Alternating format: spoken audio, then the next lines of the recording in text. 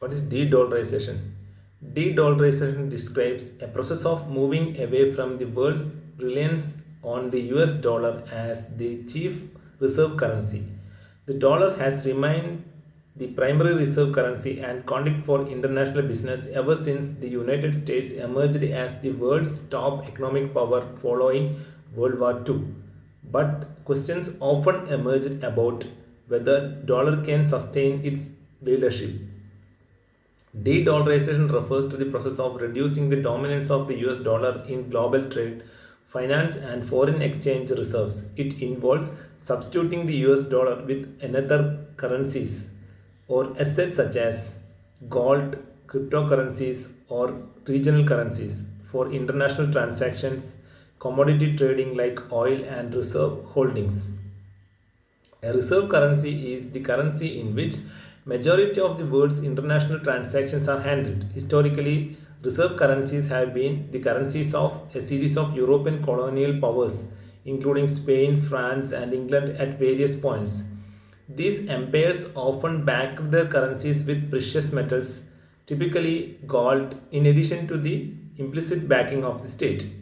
Following World War I, British economy struggled to regain its vigor. Much of the world's gold flowed from London to New York for safekeeping and speculation in the roaring 1920s US equity. America's dominant role in World War II further cemented New York as the financial capital of the world and dollar as its most important currency. Even though World War II was fought between USSR and Germany, Axis powers surrendered to USA. After US emerged as an even stronger superpower during the Second World War, the Bretton Woods Agreement of 1944 established the post-war international monetary system. World Bank, IMF, etc., and US dollar was agreed as the reserve currency for international transactions. 1970 was the most inflationary year for US since the Korean War. There seemed to be no relief coming, and US President Richard Nixon abandoned gold standard in 1971. Ever since, dollar has backed not by precious metal but purely by the full faith and credit of the US government. And since 1971, critics have called for the end of the dollar as the world's reserve currency.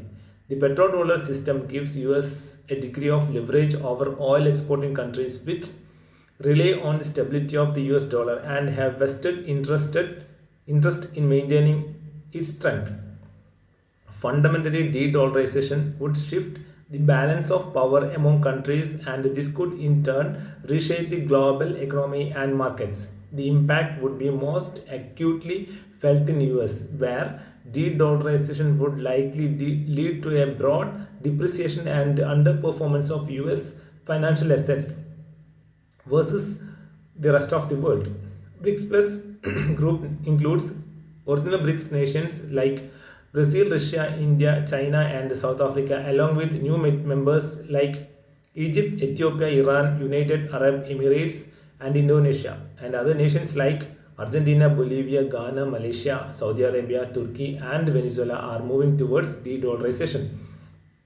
United States have been involved in United States has been involved in numerous wars and military conflicts throughout its history, both formally declared and through military interventions in the name of promoting democracy and countering communism. But is that the reality?